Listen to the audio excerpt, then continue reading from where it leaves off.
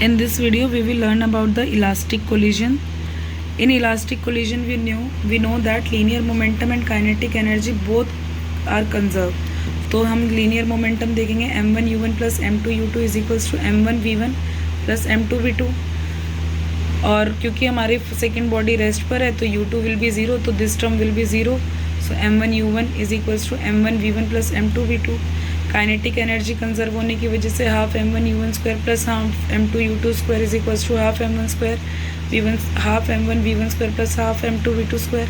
लेकिन क्योंकि u2 zero है तो मैंने u2 वाली टर्म को यहाँ पे लिखा ही नहीं. यहाँ से हाफ हाफ हाफ सब जगह से कैंसिल आउट, तो m1 u1 square is equals to m1 v1 square plus m2 v2 square.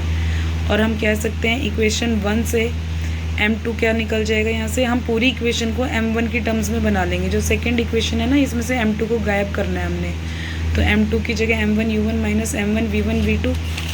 अब यहाँ पे सब्सटीट्यूट कर देते हैं सेकंड में. m1 u1 square is equals to m1 v1 square plus m1 u1 minus m1 v1 by v2 square. Just हमने solve किया है मैथमेटिकल तरीके से. It is very easy. आप लोग प्लीज़ अपने हाथ से इसको करके देखिएगा, otherwise you will not understand it और ना ही आपको याद होगा. And it is very important concept, exam में पूछा जा सकता है. So please be careful about it. m1 u1 square m1 v1 square m1 u1 v2 multiply कर दिया m1 v1 v2 u1 square m1 cancel out.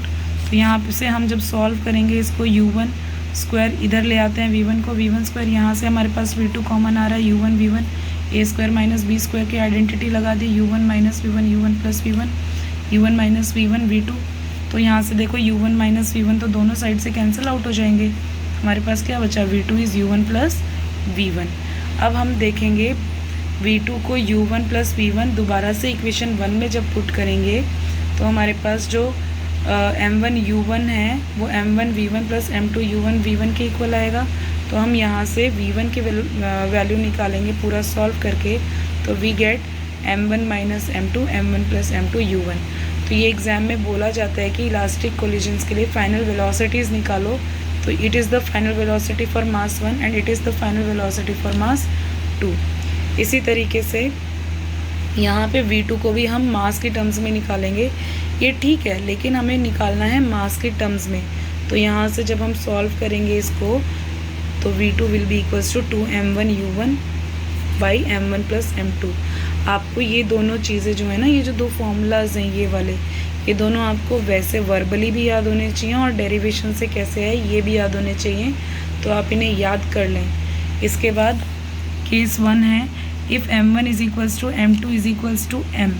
अगर मान लो दोनों मास इक्वल हो जाएं इस केस में, तो दोनों मास इक्वल होंगे तो फाइनल वेलोसिटी सेकंड की तो ज़ीरो ही हो जाएगी सीधी. नहीं, u1 के इक्वल आ जाएगी. ये वाला टर्म ज़ीरो हो जाएगा, u1 के इक्वल आ जाएगी.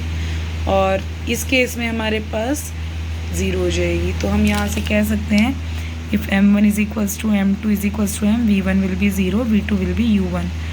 First mass comes to rest and pushes the second mass with initial velocity on collision. तो यहाँ से ये पता लगता है हमें, जैसे ही बॉडी कोलाइड करी, जैसे ट्रक ने कोलाइड किया, अगर दो ट्रक एक दूसरे ट्रक को कोलाइड कर रहा है जो कि दोनों सेम मास के हैं, तो जैसे ही पहले वाले ने टक्कर मारी तो पहले वाले के टक्कर मारने से जो पहला था वो तो आ गया रेस्ट में, तभी तो final velocity of first zero हो गई.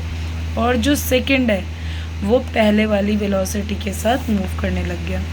अब मान लो m2 बहुत बड़ा है m1 से, तो इस केस में हमारे पास v2 जो होगा नेगेटिव ऑफ u1 हो जाएगा. और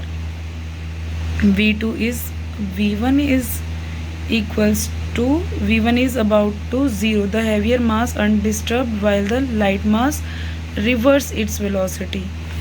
जो हमारे पास हैवियर मास हो गया,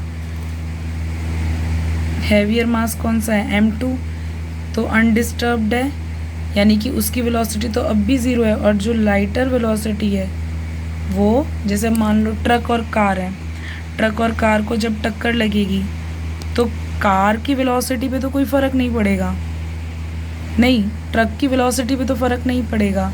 लेकिन जो हमारे पास कार है वो अपनी जिस स्पीड से चल रही थी वो उसी स्पीड से वापस चली जाएगी. मान लो ट्रक रुका हुआ है और गाड़ी आके उससे टकराई. सेकंड बॉडी यहाँ पे ट्रक है, फर्स्ट बॉडी यहाँ पे कार है, तो जब कार टकराएगी ट्रक से तो ट्रक की वेलोसिटी पे तो कोई फ़र्क नहीं पड़ेगा, तभी तो v2 ज़ीरो है। और जो वेलोसिटी होगी कार की वो उसी की इनिशियल वेलोसिटी हो जाएगी, लेकिन इन बैकवर्ड डायरेक्शन, रिवर्स चली जाएगी। This is all about elastic collision in one dimension. Collisions in two dimension देख लेते हैं, लास्ट टॉपिक है इस चैप्टर का। Conservation of z component of linear momentum implies that entire collision is in xy plane. अगर हम कहते हैं कि हमारा जो लीनियर मोमेंटम है उसका z कंपोनेंट कंजर्व है, तो हमारा जो कोलिजन प्रोसेस हो रहा है वो xy प्लेन में हो रहा है, क्योंकि हमारे पास यहाँ पर टू डायमेंशनल है। तो टू डायमेंशन के केस में हमारे पास एंगल्स आ जाते हैं, θ1 θ2 आ गया। तो हम यहाँ से कह सकते हैं कि पहले बॉडी m1 u1 से चल रही थी, फिर टकराई m2 से, तो m1 v1 यहाँ आ गया, m2 v2 यहाँ आ गया। इसने एंगल θ1 बनाया, इसने एंगल θ2 बनाया। अब आप ये देखो, इस डायरेक्शन में अगर मोमेंटम है, इस डायरेक्शन में मोमेंटम है, तो अगर ये θ1 है, अगर इसको कंपोनेंट में रिजॉल्व करें तो m1 v1 cos θ इधर और m1 v1 sin θ इधर। Similarly for this momentum m2 v2 cos θ इधर और m2 sin θ इधर। तो ये वाले दोनों तो कैंसिल आउट और हमारे पास जो सम आ जाएगा वो इन दोनों का आ जाएगा। तो हम कह सकते हैं x and y component m1 u1 is equals to m1। हमें पता है ना कि हमारा लीनियर मोमेंटम कंजर्व रहता है, इसलिए कंपोनेंट्स में रिजॉल्व करके हम ऐड कर रहे हैं m1 u1 is equals to m1 v1 cos θ1 plus m2 v2 cos θ2। Sine theta वाला कंपोनेंट तो ज़ीरो ही हो जाएगा हमारे पास, m1 v1 sin θ1 plus m2 v2 sin θ2। और फॉर इलास्टिक कोलिजन्स हम कह सकते हैं कि काइनेटिक एनर्जी भी कंजर्व रहती है, तो half m1 u1 square half m1 v1 square plus half m v2 square. This is all about this chapter work energy and power. All the best.